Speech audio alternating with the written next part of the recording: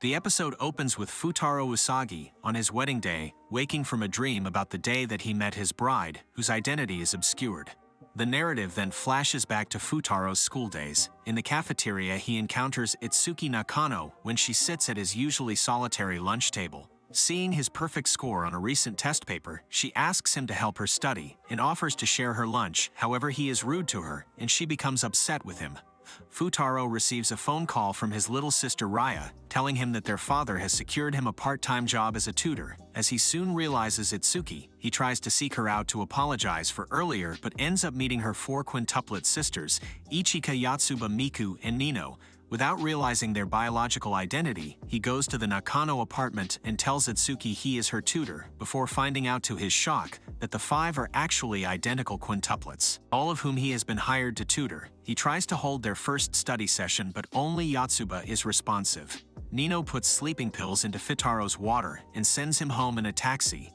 Itsuki accompanies him, and she greets her brother's arrival. She ends up eating dinner with the Atsugi family, discovering their financial struggles, and accepts Ria's invitation to return at their next tutoring session. Futaro, in response to how hostile the quintuplets are to the idea of having him as a tutor, challenges them to take a test, assuring them that if they pass he will never speak to them again. They all fail, achieving only 100 between the 5 of them. The next day, he asks them a history question that none of them can answer, until he notices that Miku answered that question correctly on her test. He tries to ask her about it, but they are interrupted by Yotsuba and Ichika, who embarrass Miku by talking about crushes and conclude that she is in love. Futaro finds a note from Miku inviting him to the roof, and upon arriving he briefly misinterprets her admission about the earlier question as being a love confession. He discovers her interest in history, specifically Japanese warlords, and she tries to catch him out with an obscure reference, even going so far as to disguise herself as Yotsuba when running from him. Futaro presents her with her favorite soda and a peace offering upon revealing to Miku that her test score was the highest out of the 5. He also realizes that each of them got different questions correctly. He uses this as encouragement, refusing to give up on a despondent Miku. Miku then joins Futaro and Yotsuba in the library for a study session. Futaro arrives at the quintuplets' next tutoring session, but as they are about to study, Nino appears and sends away Yotsuba, Ichika, and Itsuki, much to the annoyance of both Futaro and Miku. Nino challenges Miko to a cooking competition on the condition that they will stop studying if Nino wins. Nino's dish turns out much better looking than Miko's, but Futaro still judges the contest to be a draw, endearing him further to Miku. Futaro leaves but quickly realizes that he has left his flashcards, so he is allowed back into the apartment by Miku. However, he encounters a towel-clad Nino who mistakes him for Miku without her contact lenses. She vents her anger at Futaro for disrupting their sisterly unity and unsettles a pile of books on a high shelf. Futaro rushes to protect her from the falling books, but is then caught in a compromising position by Itsuki, who takes a picture of them. The other sisters return home and convene a court-like meeting to decide if Futaro should continue as their tutor. After the incident, Miku helps Futaro protest his innocence, and after examining Itsuki's photograph further, so do Ichika and Itsuki. Nino remains unimpressed but leaves upset at a comment from Ichika. She locks herself out, but too stubborn to ask the others to be let back. It ends up talking to Futaro, denying his accurate observations about her defensiveness towards her sisters. She declares that she won't accept him, regardless of her sister's protestations. Futaro is studying at home when Itsuki arrives to give him his tutoring pay. Futaro tries to refuse it because he has not succeeded in making all of them study. However, his sister Reina persuades them both to take her out for a trip to the arcade where they had fun and take pictures in a photo booth. As the sun starts to set, they run into the other 4 quintuplets, who are all wearing yukata for the upcoming festival. Yotsuba invites Reina to come see the fireworks with them, which Futaro agrees to with the condition that they first finish their schoolwork. Later at the festival, Ichika flirts with Futaro, but then takes a secretive phone call while Yotsuba muses that Reina would be her little sister if she were to marry Futaro. Miku explains to Futaro that watching the fireworks together is a special quintuplet tradition, as it reminds them of their deceased mother. Nino guides Futaro to a rooftop at the festival he had rented to watch the fireworks, but when the other girls fail to arrive, she reluctantly sends him to find them. He finds Ichika first but is sent away by a mustache stranger. Futaro next encounters Miku, who has injured her foot. They are mistaken for a couple by two men taking a survey, and Futaro unknowingly upsets Miku by denying that they are not even friends. Spotting Itsuki, Futaro runs to catch up with her but is quickly dragged into an alley by Ichika, where she dons him and asks him not to tell the others about their earlier encounter. In the alley, Ichiko explains to Futaro that she got a call from work and will not be able to watch the fireworks with her sisters this year. She sees the mustached man from earlier and embraces Futaro so as to hide behind him. Futaro again dismisses the notion that he is friends with the quintuplets, which Ichiko tells him is hurtful. Futaro feels guilty about Miko's earlier reaction, realizing that he hurt her feelings. Meanwhile, the man searching for Ichika accosts Miku, mistaking her for her sister. Futaro stops him and declares defensively that he is the quintuplets' partner, stunning both Ichika and Miku. The man turns out to be Ichika's agent, calling her a talented young actress, revealing her secret job.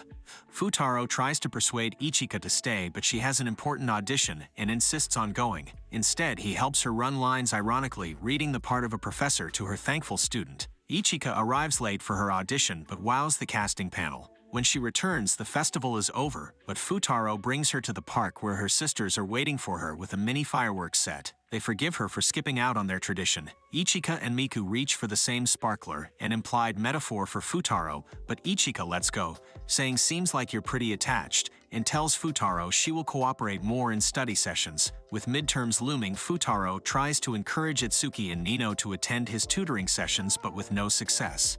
Though Itsuki studies hard on her own, after skipping out on parites, Itsuki presents Futaro with her phone to communicate with her father Maruno, where he learns that he will be fired if even a single one of them fails their exam. He agrees with Itsuki, with both of them declaring that they'll never work together again, something he quickly regrets. Back at the Nakano apartment, Futaro and the study group are playing the game of life. When Nino attempts to eject them, Ichika pretends that Futaro had promised to stay overnight to ensure that he stays.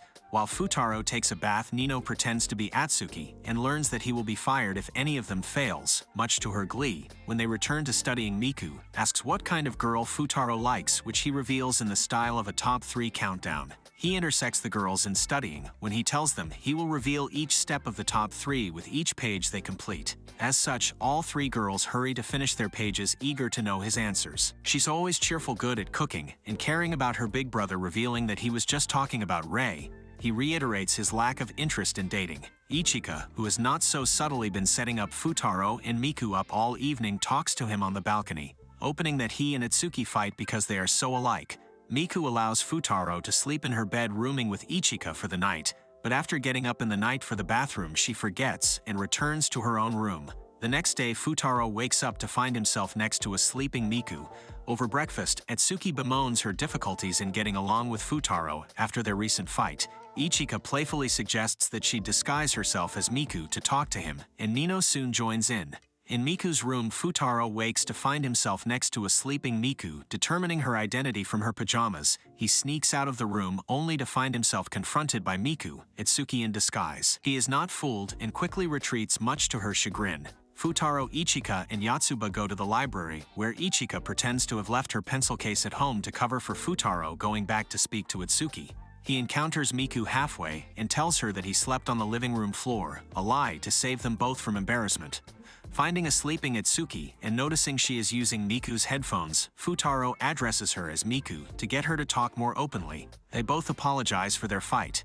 Futaro stays over for another night to help all the quintuplets study for their midterm exams, which they almost missed by oversleeping. They all managed to sneak in past the supervisor by wearing Yotsuba's ribbon, who had arrived on time, making him believe the same girl was going in and out of the school. On their midterms, each quintuplet passes 1 subject out of 5, and Futaro prepares to be fired as their tutor. However, much to everyone's surprise, Nino takes the phone and explains to their father that they all managed to approve at least 1 subject under Futaro's guidance, which is proof enough for him to keep Futaro as a tutor. With all of the quintuplets finally prepared to accept his tutoring, Futaro offers to take them for celebratory parfait.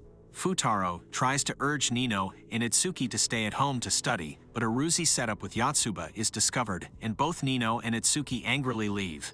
Therefore, only Futaro and Yotsuba stay home, where Yotsuba subtly tells Futaro that she likes him. In the library, Ichika uses the handset photo, which contains the fact that she has given Futaro a lap pillow, to demand he get all the quintuplets' contact information. However, Futaro forgets to take his student handbook due to his curiosity and concern about Yotsuba's sudden leave, which is to decline the invitation of the school women's basketball team. To retrieve his student handbook back, Futaro goes to Nino's room, where Nino happens to see a photo of a blonde, tough-looking guy who, unbeknownst to her, is actually Futaro 5 years prior. When asked about it, Futaro lies to her and tells her the picture is of a relative of his. Nino also reminds the quintuplets of their childhood life and takes out the photos of their childhood.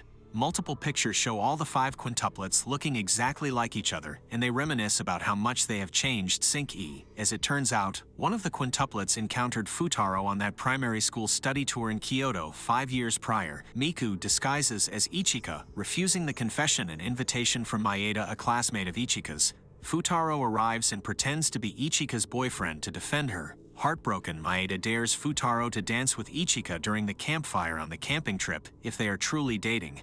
The trip is about to start, but before it begins, Rhea falls ill. To look after her, Futaro misses the school unit, despite Rhea's speedy recovery. However, the quintuplets all want Futaro to go. As a result, the 6 take their private car to the destination. However, due to the poor weather conditions, they're stuck on the snowy road. Therefore, they have to stay in a hotel, where they have to sleep in the same room, which triggers the quintuplets' debate about who should sleep next to Futaro. To make it fair, the quintuplets all sleep alongside Futaro. The next morning, Ichika gets up quite early and is attracted to Futaro's sleeping appearance. She sits on her knees, bending down and gazing at him. However, Itsuki sees them but doesn't know the girl is Ichika, as the quintuplets all dress up similarly and thinks the girl is kissing Futaro.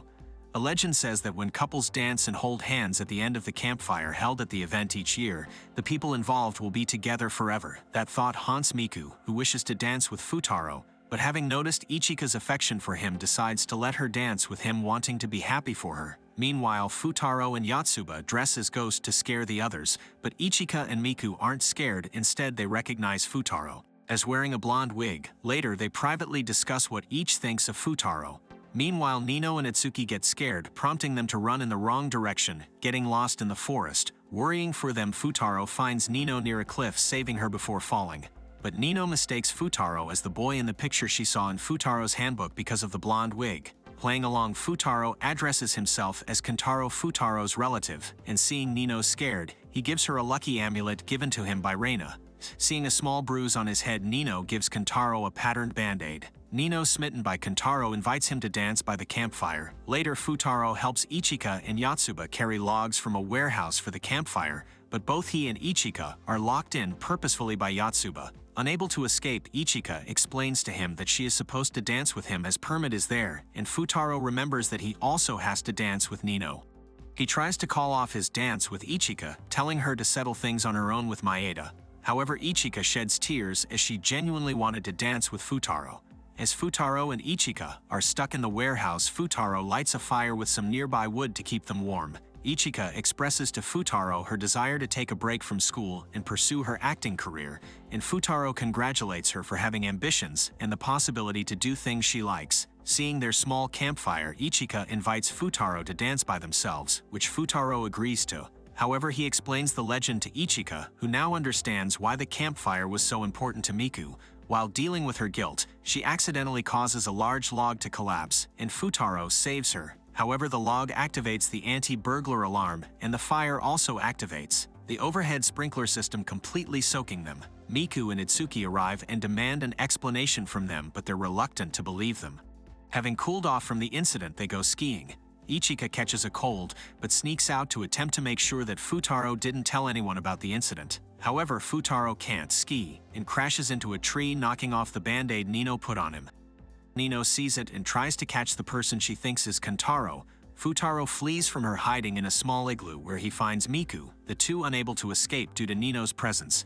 Talk for a while as Miku realizes how sensible Futaro is at understanding her and her siblings. As he leaves, she communicates with Ichika, telling her that there is something they must talk about. Through the phone, Mika reveals to Ichika that she finally wants to gain independence from her feelings and tells her that they should both hold Futaro's hands during the campfire. Ichika, who has actually been Itsuki this whole time posing as Ichika, is stunned by Miku's words. Futaro and the girls have not seen Itsuki in a while and decide to go look for her. Ichika takes Futaro to a ropeway, where she reveals that she is actually Itsuki, having disguised herself under a face mask. However, Futaro's fever makes him collapse. Itsuki takes him to the counselors who confine him to his dorm to rest, before going to his room, though Futaro rejects Nino by claiming Kentaro told him that something came up and he could not dance with Nino. As a consequence, Nino attends the campfire by herself. Meanwhile, Miku confesses her feelings for Futaro, and Ichika telling her that she is done holding back for her sister's sake and wants to win his affection. Ichika understands, and they embrace. Yotsuba and Itsuki find Futaro's camping guide, in which he has written lots of stories to take home to Ria. They realize that despite being sick, Futaro has actually enjoyed the trip and wished for it to end in such misery for him. As such, Itsuki sneaks into the ward to look after him, much to her surprise. All the other girls were also hiding in the ward as they were all worried about him. They approach him as the countdown for the end of the campfire event begins outside. Several years later, it is Futaro's wedding ceremony. Futaro has forgotten the wedding ring at home, so he calls Rhea to help him. Rhea retrieves the ring for him and finds that he still wears the lucky amulet she gave him 5 years ago. As it turns out, all 5 girls had held hands with him in bed as the campfire ended all those years back. In a mid-credits scene, the girls reunite with Futaro, who had to spend time hospitalized. Nino returns to Futaro with his lucky amulet as all the girls prepared to study with him for their upcoming finals. And that's the end of the video. Today's video ends here. Don't forget to like and subscribe.